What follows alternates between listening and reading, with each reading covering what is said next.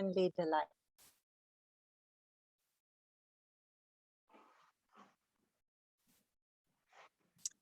So again, a very warm welcome to each and every one of you.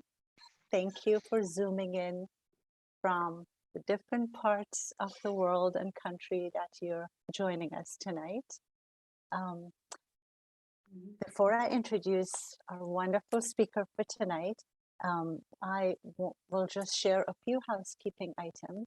As you know, many of you who are familiar faces and have been with us, these meetings take place every week, same time, same Zoom address, from 7 till generally about 8:30. And after that, of course, you're welcome to stay and socialize and chat. As mentioned earlier, these meetings are spotlighted, recorded on the speaker. And please, if you should have any questions or comments as you're listening to the presentation, we don't want you to forget that point. Feel free to put it in the chat to me, and that way it won't pop up to distract others. And I'll make sure that it is addressed, whether it's a question or a comment. We want to hear it, so do put it in the chat. And lastly, since we're all Zoom experts, please put your microphone on mute unless you are speaking. So with that, I have the honor of introducing our speaker for tonight, a distinguished, really, speaker and a friend, Dr. Sepideh Taheri. We need quite a while to really do justice and introduce her properly, but for the purpose of this evening and because we want to hear her speak, I will just keep it very short. So Dr. Taheri has been serving as a pediatrician and assistant professor at Western University in London, Ontario since 2014, where she has combined clinical work with teaching and research. Previously, she was a consultant pediatrician and honorary senior clinical lecturer at the Royal Hospital for Sick Children and the University of Edinburgh. She has lived and worked in several countries around the globe and has a special interest in areas of health, advancement of women, and comparative religion. She has conducted many courses and lectured widely internationally on these and many other topics. So as you know, tonight's topic is, can we build a better world? Utopia or dystopia? Sounds fascinating and very intriguing. As soon as Sepideh, shared this topic with me, I was like, I can't wait to hear her enlightening us on this. So without further ado, Sepideh John, please take it away. And thank you for really making time to be with us tonight. Thank you. Thank you very much for that introduction, everyone. It's a great pleasure to be here. There are some faces that I recognize and some that are new. So thank you and welcome to everyone. And I just wanted to say that this is a very interesting topic indeed. And what we have time to discuss together are some brief introductory remarks to the topic. So I am grateful that with your patience with me and with the theme, which hopefully, if you're interested, we can certainly continue in the future, but we'll not be able to examine the theme fully. So if you allow me, I would like to share some slides with you. Can you see this? Yes. Yes? Yes. Good. Okay, so the topic of tonight is one that is clearly in the mind of many thinking people, or in fact, every thoughtful person in the world is really wondering what we are going through as a human race and whether it is possible for us to even think about the possibility of building a better world together, a better future for ourselves, our children, grandchildren, and the future generations? Is it possible? And many people have been thinking about this, of course, and there are these two concepts that have been around for a few centuries: utopia and dystopia. So the word utopia is taken from the Latin, the original Latin, and it was first coined by an Englishman called Sir Thomas More, who was a writer, philosopher, and historian. And he wrote this book called Utopia, where this is an island. It's an island nation in the world where everything is perfect. There is a system of democracy, but really no real government as such as the way that we know it, where all the citizens live in peace together, where everyone has their rights, where people live in harmony with nature and so on. It's an imaginary state of an ideal society. It's almost like paradise on earth. And then, and that was one of the first authors, in fact, of such an imaginary ideal state was, in fact, Plato, the great Greek philosopher. Plato's Republic. He describes some semblance of this utopia, and then Sir Thomas More actually unfolds the story of how this country runs. And then there are several other books that follow that as well, you know, like in science fiction, in sociology, etc., as a concept. And then, as opposed to that, we have what's called dystopia or dystopian societies, which are the opposite of utopia, where the situation is really bad, where it's the citizens are living in chaos, there's war, continuous war, there's poverty, there's absolutist governments, there is oppression, and there is destruction of the environment, and so on. And this dystopia was again written about in some early books in the 20th century, interestingly, 1921, by a Russian writer. And then the most famous dystopian novel was by George Orwell, called 1984. And that was actually written in 1949. And if you think about it, this is in the height of the 20th century. It's after the First and Second World Wars, after the coming into being of the communist states, after the Holocaust and the ideologies of nationalism, racialism, communism, which have wreaked havoc throughout the 20th century and really displaced our thinking and our beliefs in any kind of system that can actually be a realistic way forward for us as a species, as a Homo sapiens species. So before I go on any further, I wanted to share some words of wisdom from the great philosopher Socrates. The unexamined life is not worth living. Wisdom begins in wonder. There is only one good knowledge and one evil, ignorance. The only true wisdom is in knowing you know nothing. I cannot teach anybody anything. I can only make them think. So this is the spirit in which we begin this discussion, this brief discussion tonight, with this openness of mind and heart. And I'm certainly not here to enlighten anyone tonight. I can only help us all think further about these extremely important concepts. So if you look at this, this is a nice table about the comparison between utopia and dystopia. So the meaning is that utopia is this imaginary society that is in perfect order.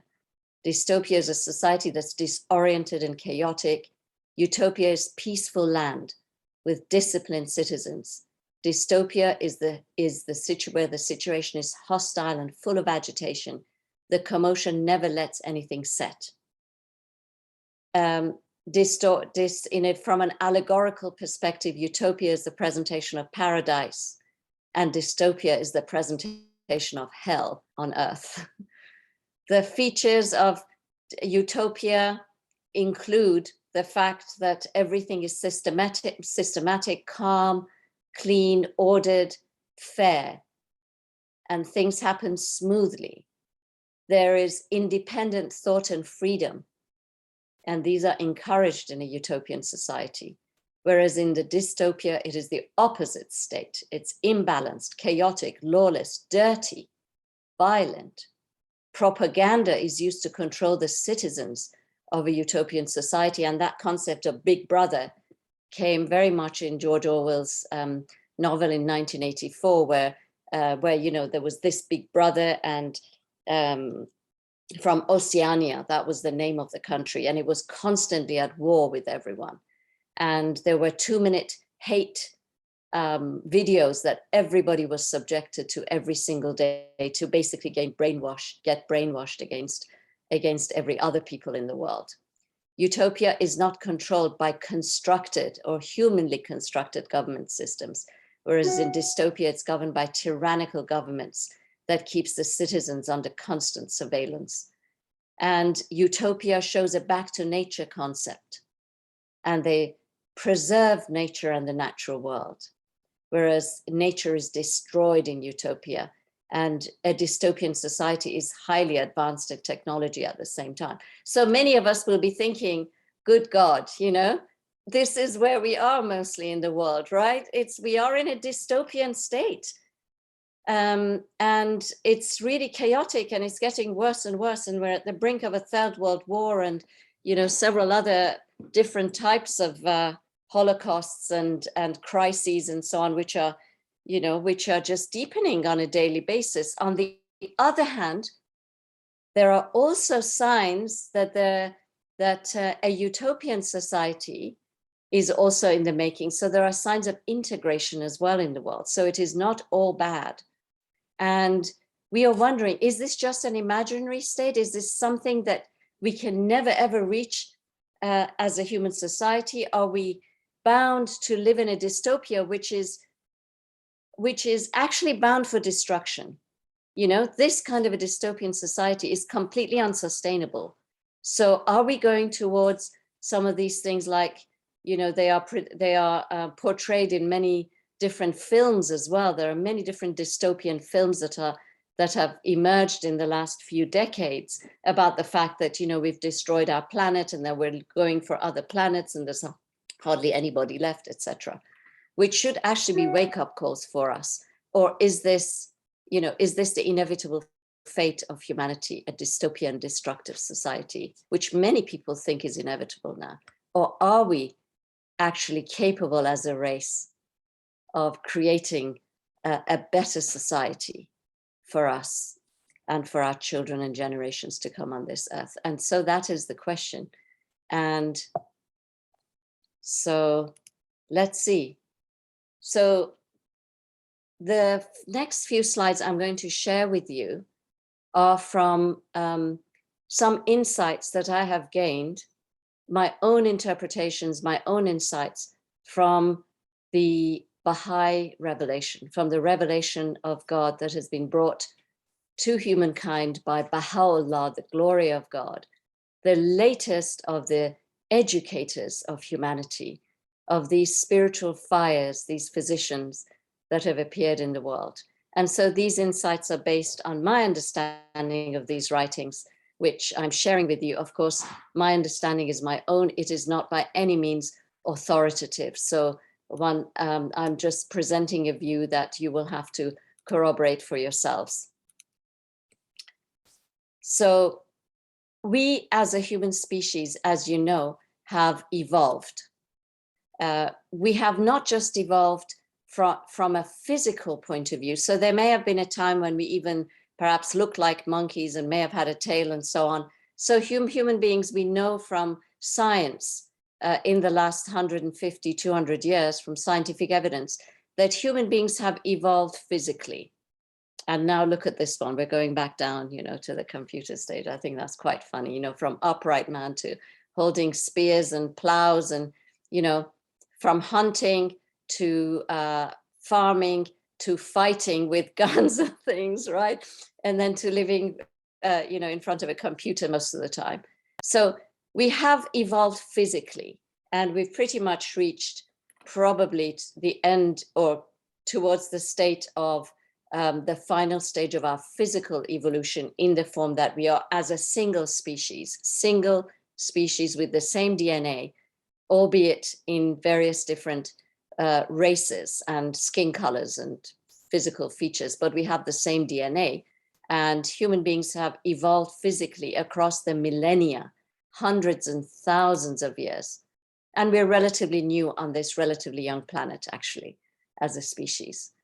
But are we just this body? Are we just our physical self? Clearly not. Everyone who is here and most people who are thinking would actually acknowledge this fact. In fact, C.S. Lewis, the great British, I'm British, so I have to quote lots of British people, by the way. So no apologies, FYI.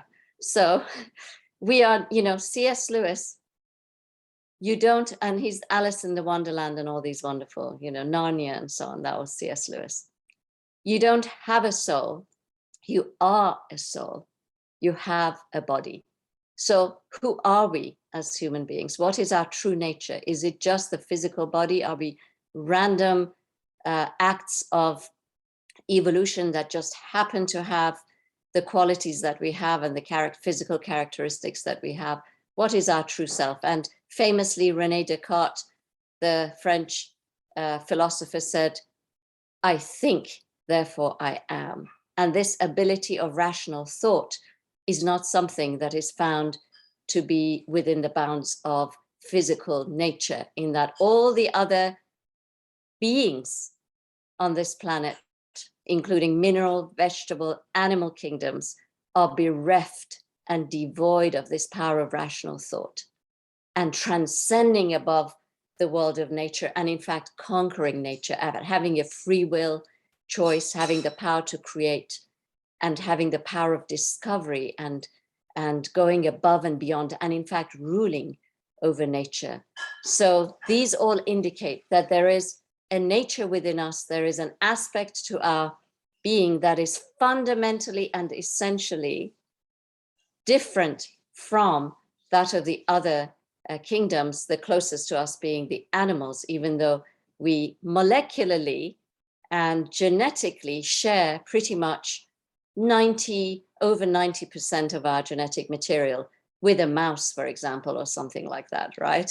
So there clearly is something, but mice don't build civilizations, right? And they don't even, dare to destroy their kind or other kinds, whereas we are able to transcend the world of nature. So this is fundamental, one of the most important fundamental premises of this discussion and any discussion going forward about true self, that we are essentially metaphysical beings. We are essentially spiritual beings.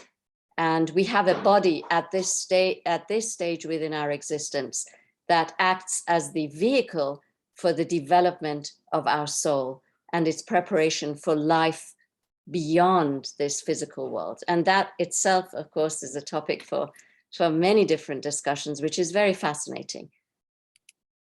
And so this brings about many questions of consciousness that this species of human beings has come up with. Who am I? Where am I? Where am I going? What should I do? Where are my and the world's present challenges? What is our mission? How do we achieve it? These are questions which sooner or later any thoughtful human being will have to address and grapple with in their lives. Of course, we may go through this life without thinking much about these things. We may fill our life with distractions of all sorts, confined to the physical realm. But that's a pity, because then we get confounded. Then we never really feel truly liberated and happy if we're not thinking about these questions of consciousness and find satisfactory answers to them. And so this vision of And this unifying vision of the nature of man and society finds expression within the writings of all of the councils, all of the writings, the teachings of the previous religions or bringers of spiritual heritage of our human society, of our collective society. But they particularly find expression. They find very clear expression in the writings of Baha'u'llah, in the writings of this revelation.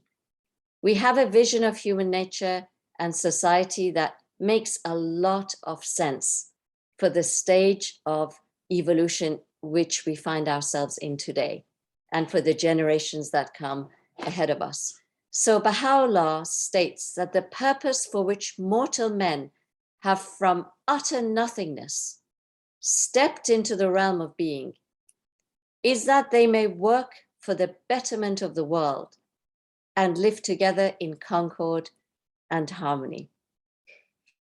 So this is a very fundamental statement, that we are actually created from nothingness, from dust, to work for the betterment of the world and live together in concord and harmony. The pictures I'm showing you here, by the way, are pictures of Baha'is and Baha'i communities, which are open to all, Baha'is and their friends and colleagues and relatives. And the vision of society that unfolds in Baha'u'llah's writings is that, in fact, all human beings have been created to carry forward an ever-advancing civilization. So that's a really good news. We won't destroy ourselves to nothingness, right? We have a destiny that is mapped out for us by our Creator. It's not us thinking of things. We're not random events. We have actually been created by the Creator to carry forward an ever-advancing civilization. Yes, it goes up and down. Yes, it comes up, it destroys, it goes through seasons, and it goes through ebbs and flows, and highs and lows and so on, and destruction and integration, just like the seasons of the year. But we have been created to carry forward this ever-advancing civilization. This is an example of a wonderful South American radio Baha'i station in South America somewhere. I'm not sure exactly. I think it's in Ecuador or something, but there are several of them around. So this is a Baha'i man who is helping with this radio station that broadcasts lots of educational, highly educational and relevant materials that is so cherished by the people in that region. So the other theme, the central theme that unfolds in the writings of Baha'u'llah, in the revelation of Baha'u'llah, therefore, is this concept of the organic evolution of humankind. And it is such a beautiful concept. We won't be able to do it justice tonight, because this in itself is a fascinating theme that will actually help us understand everything that has gone on in our history, including prejudice, including war, including exploitation, including the development of various different sects and conflicts and dissension that have arisen within our past. It helps us understand that process and move forward from it, rather than saying this is innate to human nature, we're selfish, we're aggressive, we can't do anything about it. We've always had wars. We always will have wars. No, the vision that Baha'u'llah tells us, that unfolds before us, helps us understand this process of our history and to make the necessary adjustments, develop the vision and the consciousness to move forward into our future, which is actually very bright and very wonderful. And that's the really good news, the hope-inducing news that I'd like to share with you tonight. And this concept of organic evolution that Baha'u'llah shares with humanity in this age is that indeed, just like each one of us has gone through different stages of their development, through very immature and early stages of infancy when we can't do anything, we can't feed ourselves, we can't even clean our diapers, right? We are dirty, we fall, we smell, we can't feed, all the time. We've very limited capacity, right? This little child doesn't know what's best for it. It has to be spoon-fed. It has to be immunized, forced to be immunized. You give the injections and so on, and the child thinks it's the greatest cruelty. It's a violation of my human rights that I'm forced to get a jab. This is not just. This is, you're forcing me. You're oppressing me. You are violating my human rights, etc. Not knowing that in fact this act by the doctor of the immunization or medicine, bitter medicine, whatever it may be, right? That this is actually an act of mercy, of utmost mercy, compassion, etc. So there is a stage of infancy, childhood, where there are the capacities of the individual at that time are limited. At least the capacities to express their potential are limited, until that child gradually, painfully, through a lot of challenges and falls and different issues, it gradually rises and grows. And as it grows, its intellectual capacity grows, its physical capacity grows. It learns through this process of growth and development and education, provided it gets the right type of training and learning to increasingly express its potential. It goes through the stage of adolescence, which is the most turbulent, the most difficult, rebellious, horrid stage of its life in a way, right? Until it reaches the long-awaited stage of maturity, which is actually the goal of growth of this babe, is not to stay there forever, cute as it may be, right? The goal and its destiny is to grow into a mature human being. And this stage of maturity is far longer, of course, than the collective infancy and childhood, maybe 14, 15 years. And then, the stage of adolescence, 12, 15 years, the very difficult, turbulent stage. And then the stage of maturity is, wow, up to 100, hopefully 110, 20, as we help to improve and achieve the prolongation of human life. So relatively speaking, it's much longer. And we are, Baha'u'llah explains, at this difficult stage of adolescence. Our infancy and childhood are past, and we are at the threshold of maturity. That's the greatest news that we could be looking forward to. Even though we think this teenager is awful, it can't understand, it's foolish, it's rebellious, it's wasteful, prodigal, that's another word for it.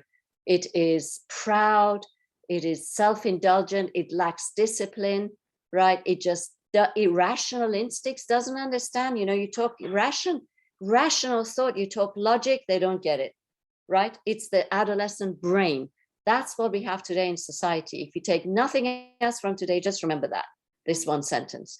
This is the adolescent stage of humanity, the most turbulent. And so nothing makes sense. A lot of things that we do don't make sense, right, in this world. And so Baha'u'llah explains, just as humanity has gone through its physical evolution, through those physical stages, right, may not have looked so cute like we do now, right? In the same way, we have also evolved socially and spiritually at the same time, with increasing levels of complexity, with increasing levels of understanding, of expression of our capacity. So spiritually, we have gone through stages of infancy, childhood, adolescence, the red stage, the red, fiery, rebellious stage, and then the green stage of adulthood, which is fruit bearing, which is when we actually calm down and wise up, as they say in Britain, right? And then the same time we have evolved socially. So initially, thousands of years ago, we developed the family unit as the fundamental unit of our social organization. And this very much is still the case. So we build up on that family unit. Then a few families got together, they formed tribes, right? And then a few tribes got together, they formed city-states like Rome, like Persepolis, like Babylon, like Egypt, all of those ancient Egypt, like many of these city-states. that grew up. And then eventually these city-states gave rise to the modern nation states, as we know, something that developed in the last 1,000 years or so. And then the next stage in our natural evolution is what? Guess what? No points for guessing, because it's pretty obvious. The next stage beyond nation states is that of world unity. Look at this cute little planet that we are inhabiting. That is our common homeland. That is the next natural stage in our evolution.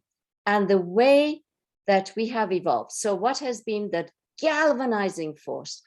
The force that actually for everything there must need to be a cause, a motive power, an animating principle, right? There has to be an energizing force for every thing that happens, for every progress that happens, for every phenomenon in the world of nature. There's got to be an energizing force.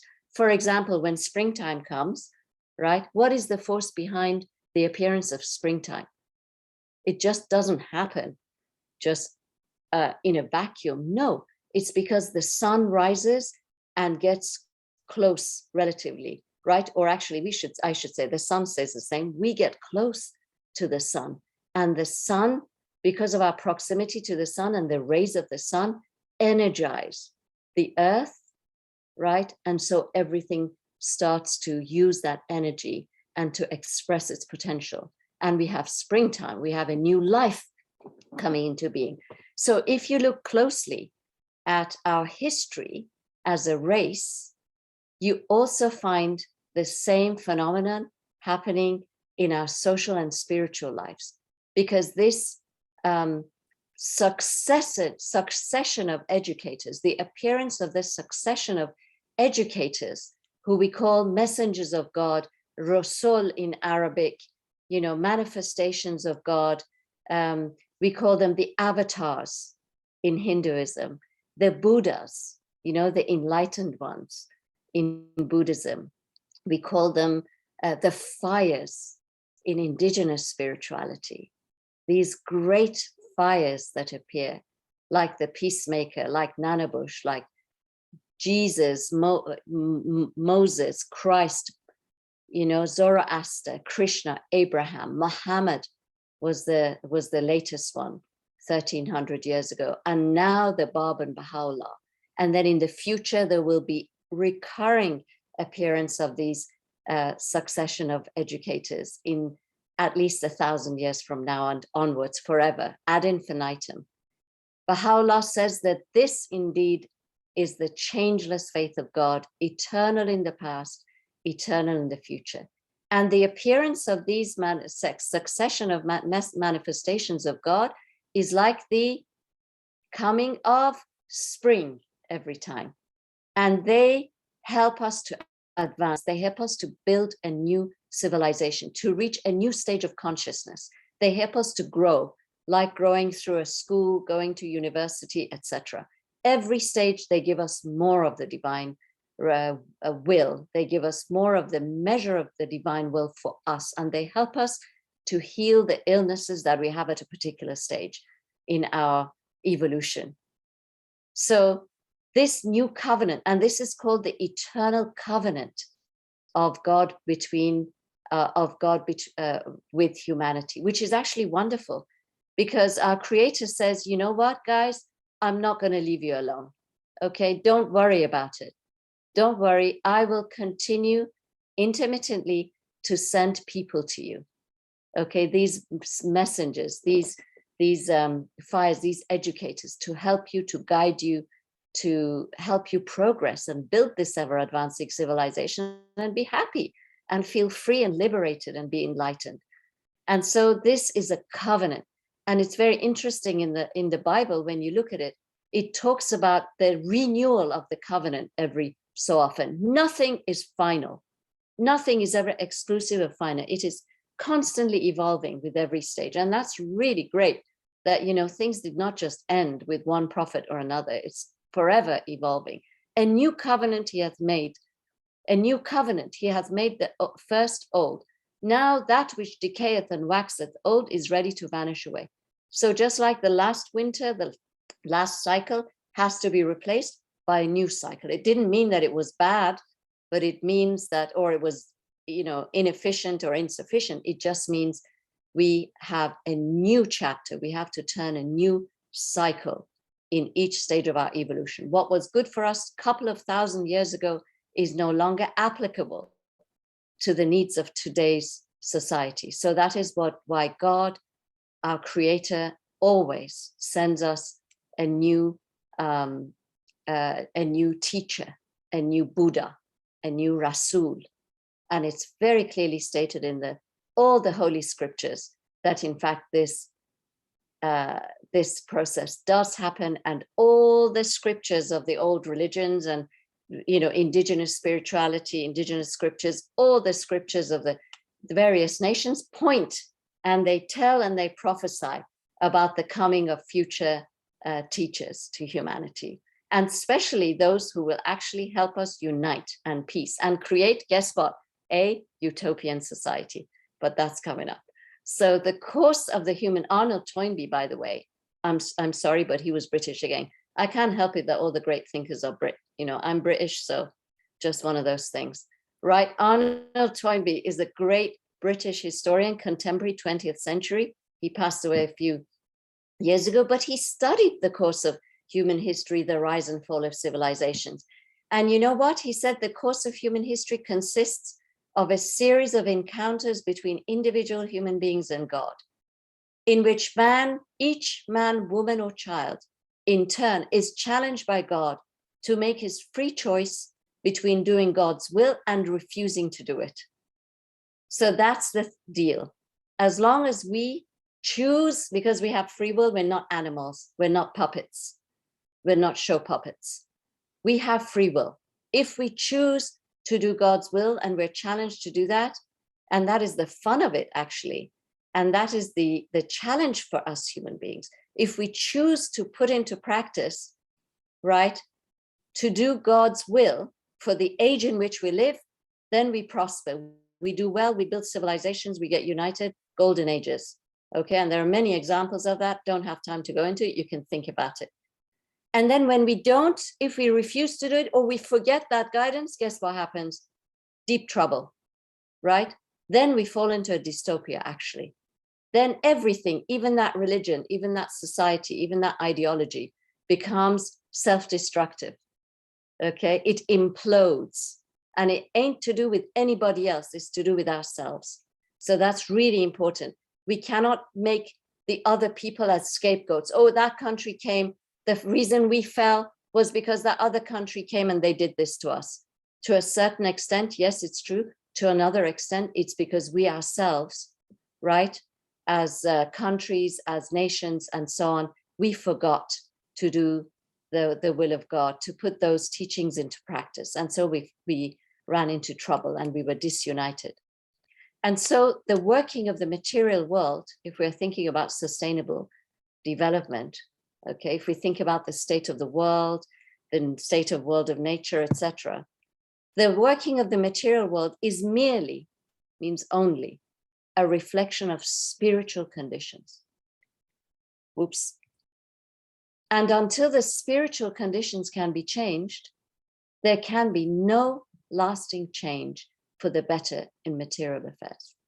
Also, after the adolescence concept, please remember this one too, from tonight, if nothing else, that there can be no lasting change for the better in material affairs unless there is a change in the spiritual conditions, which means our inner lives. And the universal crisis afflicting mankind today is therefore essentially spiritual in its causes. These are taken from Baha'i writings. So if you look at what the teachers, the educators of mankind's collective evolution, of collective childhood, infancy, and now adolescence, maturity have said, they've said basically the same thing. The basis of which is, of course, the golden rule, which is a foundational principle of justice, which leads to moderation in all things. It leads to a state of balance. It leads to a state of harmony. and of sustainable development and of equilibrium, both us with ourselves, with other human beings, with the world of nature, and with the cosmos as a whole. Treat others as you want to be treated, variously repeated in all these different religions of humanity and the spiritual teachings that have come to us throughout the ages. This is everlasting. And so Baha'u'llah states very emphatically that not only divine revelation is the motive power of civilization, but that there can be no doubt whatever that the peoples of the world, of whatever race or religion, derive their inspiration from one heavenly source and are the subjects of one God. No doubt whatever. Definitely, you cannot prove this wrong. This is an axiomatic statement. And so in case you thought we were, in case you thought that we are just thinking we're being too idealistic and utopian and, pie in the sky concept for thinking that the next stage in our evolution is unity. There are many thinkers, increasing number of deep thinkers that are realizing that indeed there is no choice for humanity but to unite as a global community. This is the Pierre Teilhard de Chardin. He's French, actually, for a change. So that's good. So great event foreshadowed. It's the planetization of humankind. And I'd like to read this for you. I won't be too much longer, but I just have a few more slides. But I wanted to read this for you because I think it's very interesting, as many people are coming to this inevitable realization that whether we like it or not, from the beginning of our history and through all the interconnected forces of matter and spirit, the process of our collectivization has ceaselessly continued, slowly or in jerks, gaining ground each day. That is the fact of the matter. It is as impossible for mankind not to unite upon itself as it is for the human intelligence not to go on indefinitely deepening its thought. Instead of seeking against all the evidence to deny or disparage the reality of this grand phenomenon, we do better to accept it frankly. Let us look it in the face and see whether, using it as an unassailable foundation, we cannot erect upon it a hopeful edifice of joy and liberation.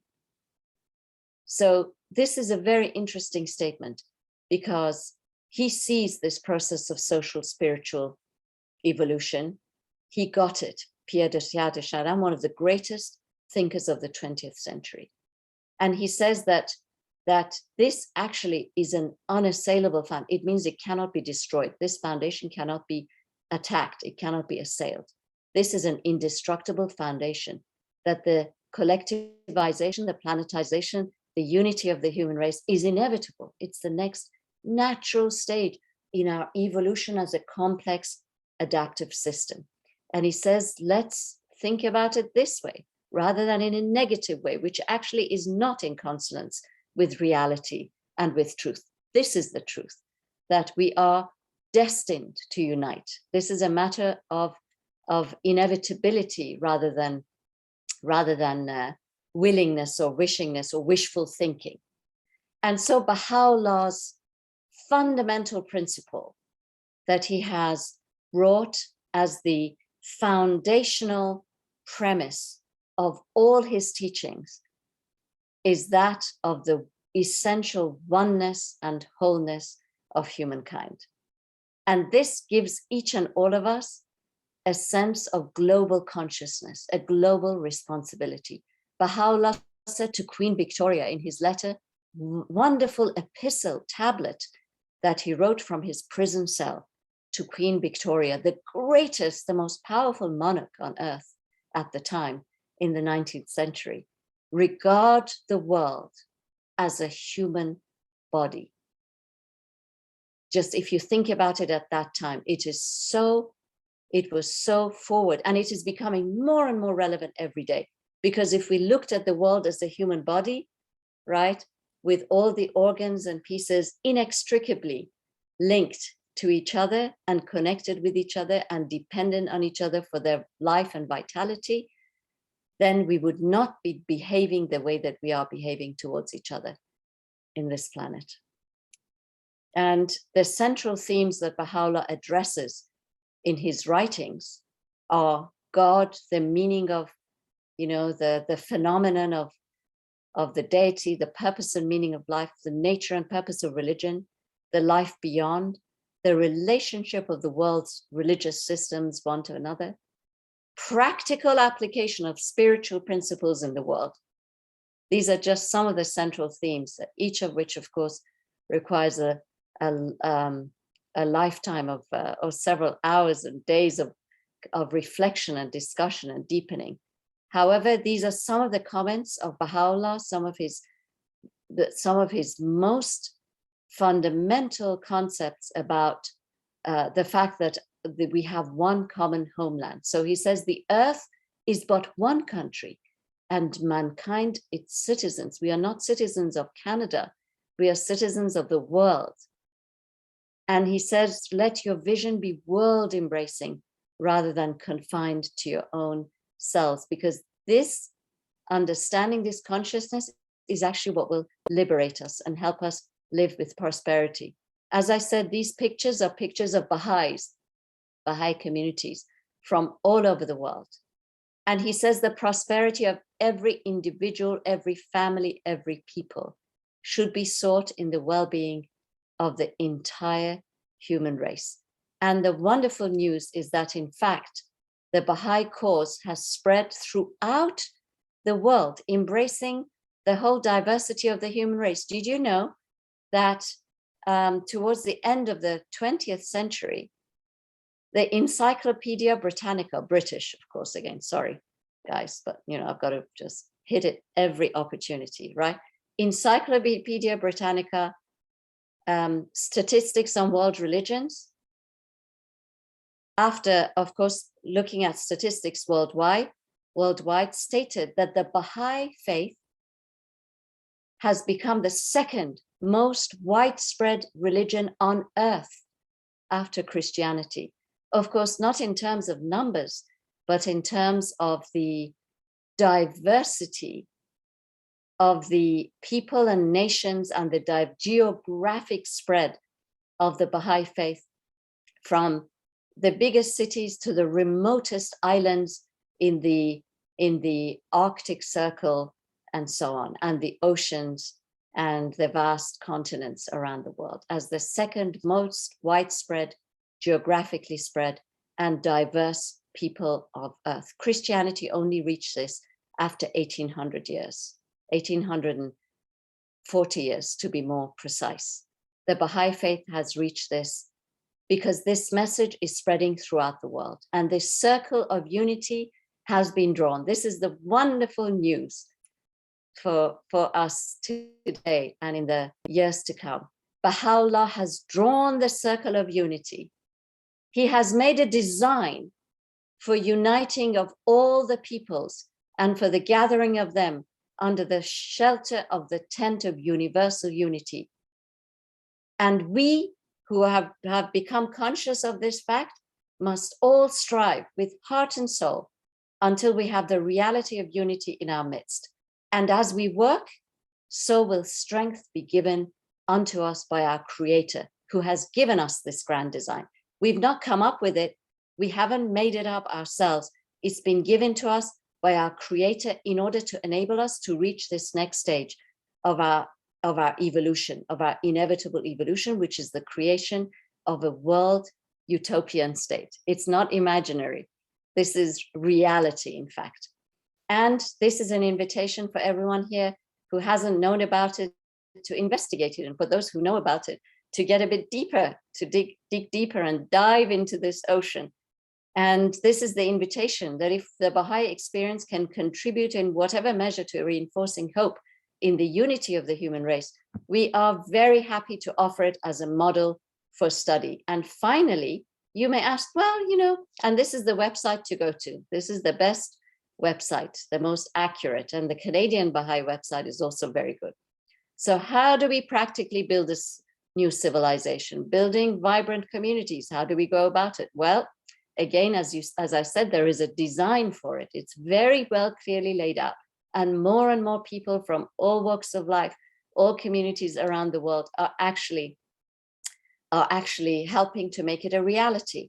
And remember that it does not matter in this community if you have a label of Baha'i, if you have whatever else, whatever background you may be from, it is open to all.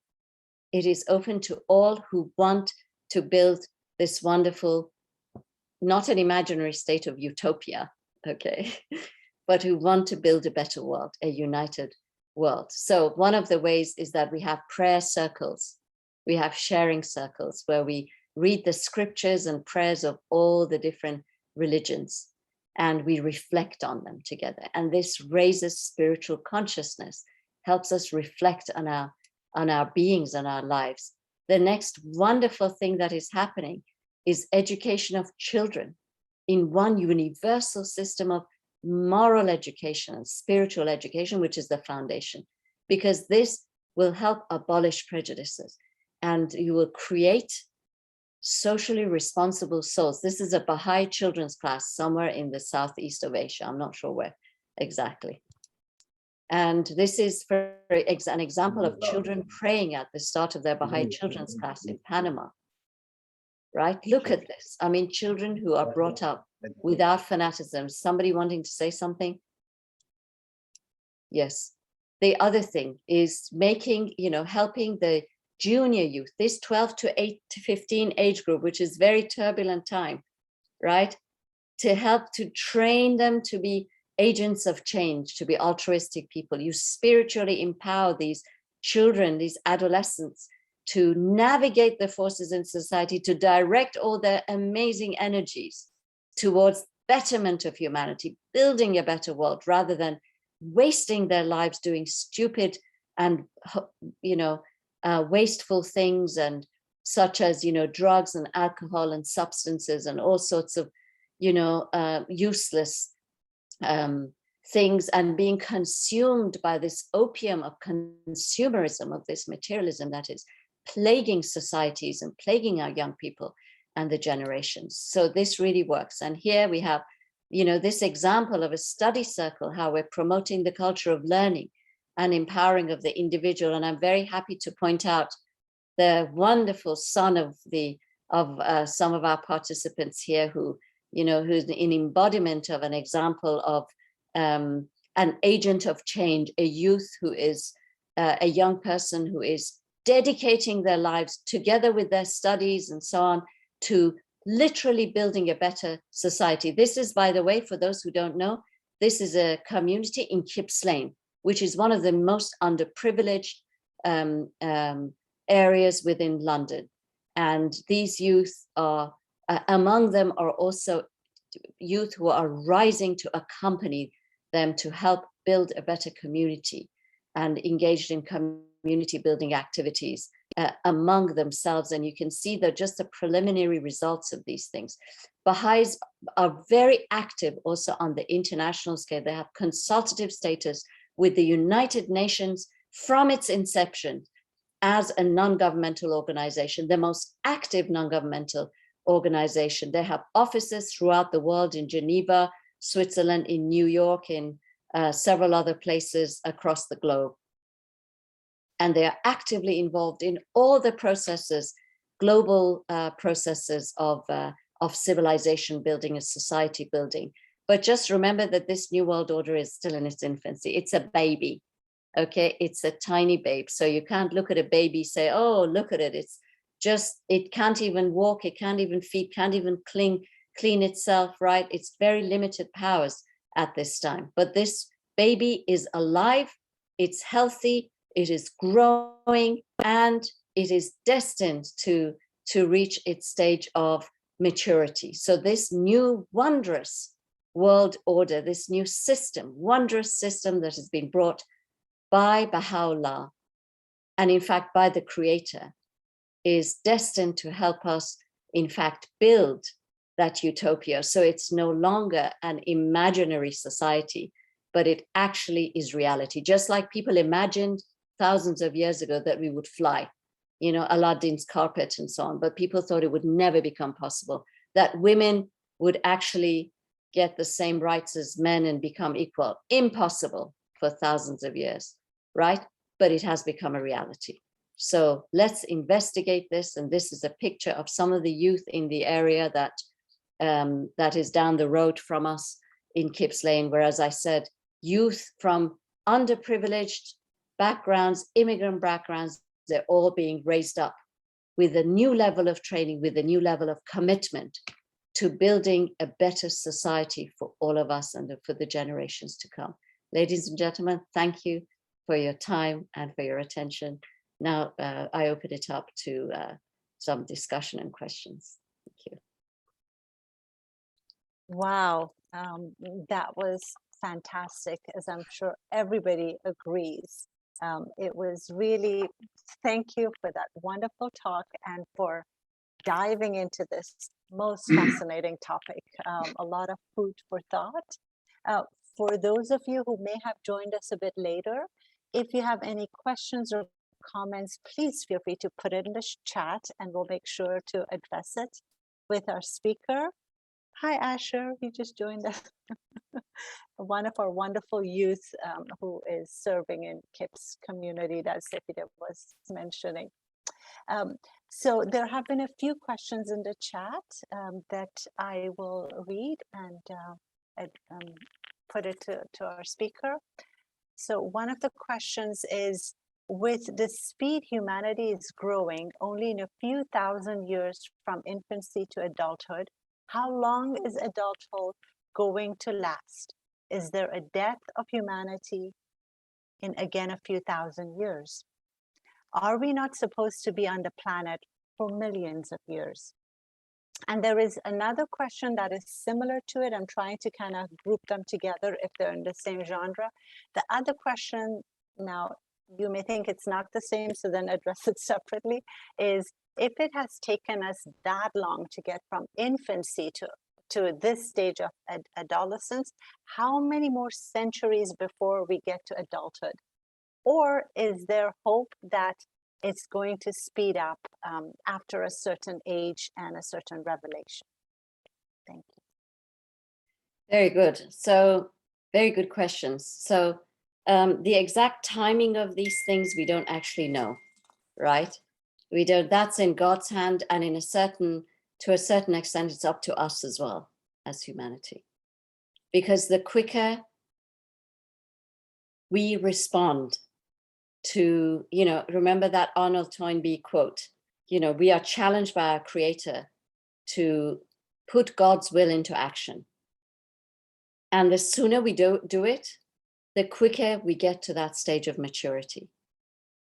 The more we refuse stubbornly, right, and we turn a blind eye to the remedy, to the remedy that the Creator gives us for our illnesses, for our problems of this age, the longer we will suffer, and the longer we will delay the healing of humanity. We will delay the coming of that maturity, and we will languish longer and longer in this state, and we will bring more and more suffering upon ourselves, literally, upon ourselves and upon human beings. So the scale and the length of time as to, the measurement of time in which we can know that, oh yeah, by this century, we're going to become mature. This is not possible for us to tell. It depends on us to a large extent, and also on the processes of evolution. So it is a process. This is not a once, wow, we've now entered 15 years and one day, and so we're all mature now, we're wise. It is a long process. In the Baha'i writings, and this is a very interesting question, there is a great piece of writing, and several actually writings, about the fact that humanity's evolution goes through very, very vast periods of time, or cycles. And these periods of evolution last for hundreds of thousands of millennia. for hundreds of thousands of years. And then events happen in the earth, in the physical earth, that actually destroy the traces of all the past cycles, of the past civilizations. And then once these changes happen, then a new cycle begins. Now, our planet is relatively young, okay, as far as planets go, apparently. It's only several billions of years old, you know. And then, then our life on this planet as a human species is even younger.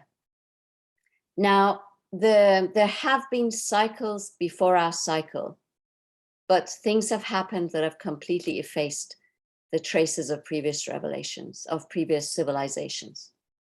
This cycle in which we are beginning, we are starting, which probably has had about maybe 6,000 to 10,000 years, roughly 6,000 years of our collective infancy and childhood in our historical perspective, is the beginning of a vast cycle that is going to last for at least 500,000 years, at least 500,000 years. This is as far as we can tell. And then maybe in 500,000 years, in 500,000 years, there will be some great changes will take place. I don't know, 600,000 years, in 1 million years. We don't know. That's not within our hands, right? It's to do with the physical forces within the planet, right? And also with the divine plan for us, right? After 1 million years of 600,000 or whatever, at least 500,000 years, there will be a new cycle that will happen. And so it will go on and on. And of course, just like any physical phenomenon, any natural phenomenon, it has a beginning and it has an end, right? There is integration and there's disintegration. So this planet had a beginning, right? Where we came from the sun and so on, you know, billions of years ago, we cooled down. We're now in this stage. Of course, this planet is not going to live forever either, right? It's going to at some stage disintegrate and then, you know, reform somewhere else, or the matter, I don't know what's going to happen, but, you know, we will have an end to this planet. But you know what? We don't need to worry about that too much. Baha'u'llah says, be concerned with the challenges and problems in the day in which you live. Because if we think too much about that, then our mind boggles, right? And then we won't feel so good. So let's concentrate on today. Let's concentrate on what we need to do going forward and have a vision of the next 500,000 years. I think that's good enough, isn't it? We don't really need to go beyond that. You know, it's not like absolutely necessary for us to be able to sleep tonight. Is it? In it. Say yes. Yes. Thank you very much. That's great. So there we go. There we go. Thank you. Beautiful. I hope that answered your question. But the coming of maturity of the human race, it's a process dependent on many things, depending on us, our actions or inactions, and on the will of God. Yeah. Part of that question I was asked is there a death for humanity in, again, a few thousand years if we are from infancy moving forward? Yeah, so there will be an end to this planet, but of course we know, again, Baha'i writing is really amazing. They say that, you know, of course, conscious life or the human soul, or a being that is capable of knowing and loving God, of rational thought, of conscious thought, of connecting with the Creator, that is not just, you know, confined to this little tiny planet. Of course, there are millions of there are infinite number of planets that have human beings on them. They may not exactly look like us. Hopefully they don't look as ugly as the aliens that are shown in, you know, in Star Trek and Star Wars and things like that. I'm sure they're much prettier than that. However, you know, there are, of course, there's conscious thought on every, on infinite number of other planets. And by that time we may have, you know, we may find a different home. So the concept of human being, that reality of human being, this rational being made in the image of God, created in the image of God, that is eternal. It always has been eternal. Even though we didn't appear on this earth, it always has been eternal. It will be eternal. But yes, there will be an end of life to this planet, but there won't be an end to the human soul. Far from it. Thank you. There was a comment saying the aliens are not ugly, they're beautiful. That's good. Well, you know what? They Yes. say beauty is in the eye of the beholder. That's right. That's Yeah, right. I'm very prone to, putting my own standards on everything. That's fine. Beauty. Yes, thank you. You may either take it or leave it. That's fine. There was a question asking for the reference for one of your slides on sustainable development. So at some point, if you can share that. Sure, no problem. The first passage is from the writings of the guardian of the Baha'i faith. The second was actually from the Universal House of Justice, but yeah, okay. Okay. The next question is, how can we explain the difference between planetization and unity of mankind with the hated connotation of globalization? Shall I read it again? So I think, yeah, I can understand. I think this concept of globalization, like many other concepts, it has to be understood, right? Because there are some really negative aspects to it. For example, the rise of corporations, the rise of these greedy corporations that are eating into the economic vitality of the human race, that basically exploit the Earth's resources for the benefit of a few. The concept of a sort of uniformity that has been advocated, and so on. So it has many negative connotations. On the other hand, there are, and that is an aspect of the very immoderate, unbalanced way that our material civilization and technology and science have evolved devoid of spirit, devoid of spiritual consciousness. So civilization, as we saw here in some of the quotes, can only be sustainable, can only be prosperous if it has the two wings. It's like a bird with two wings.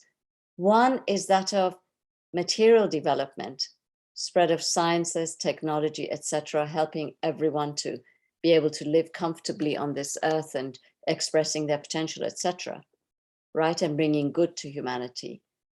The other wing, however, is that of spiritual consciousness, that of moral values, human values. So a material civilization that is without that moral values, without the balancing effect and the moderating influence of spiritual consciousness, of human values, is bound to lead to destruction. It's bound to have negative results, and it will fall.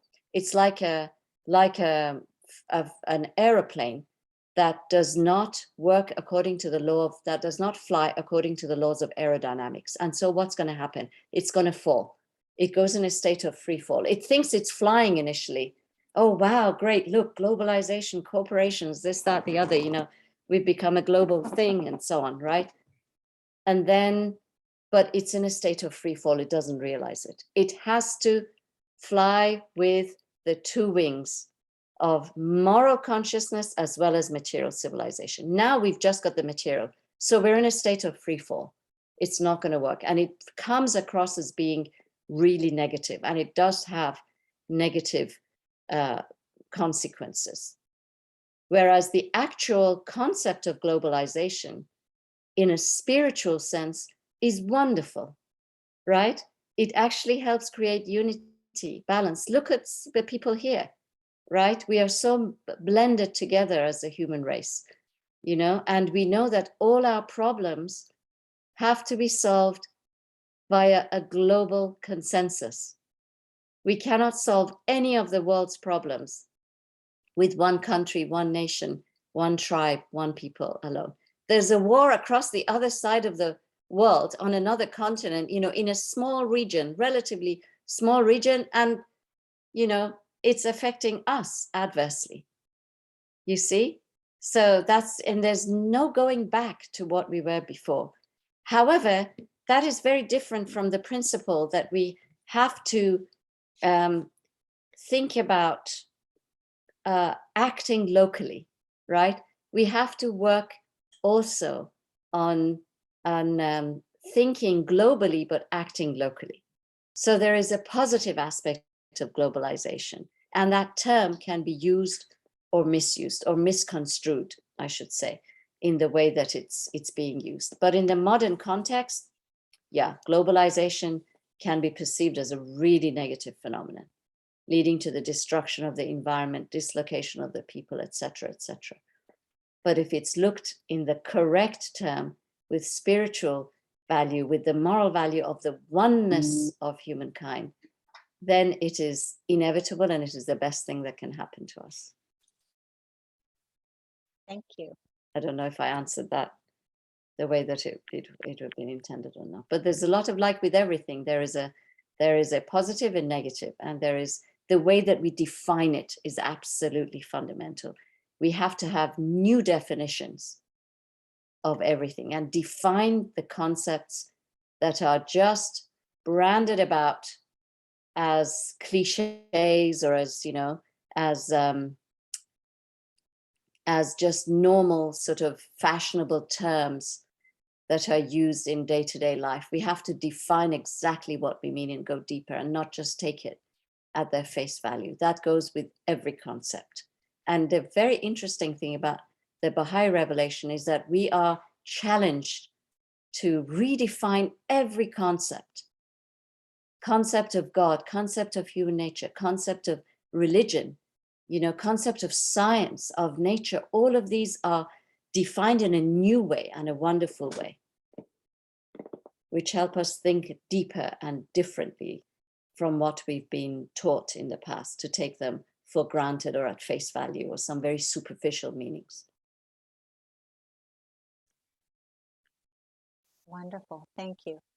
The next question is, do you know of any examples, perhaps besides the Baha'i World Center, of how the constructive forces of the world are in harmony with spiritual and ethical ideals of humanity, in governance, community solidarity, and in technological, scientific, and literary advancements in the world? Oh my. And what might it look like? That's a pretty big. Do I know of anybody else? Beside the world, do you mean the Baha'i world community, you mean? Constructive forces of the world? The short answer is no. Can we move on, please? If you find another community, let me know, okay? I'll send you my email, or I'll give you my phone number to let me know if you know of another community that's working in this way. No, I don't, Alex. Oh, it's Alex. Yes. Alex is he's a philosopher, his story. He's like a sociologist, man. No wonder he's got such a complicated question. Yes. Alex, do you want to clarify or elaborate?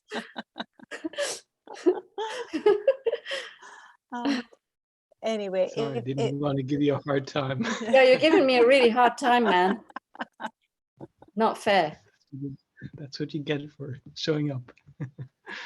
Cheers, mate. I'll have to get you on that one next time, Alex. Nice to see you. It's hard to get an example similar to even the Baha'i World Center, the staff that come from around the globe.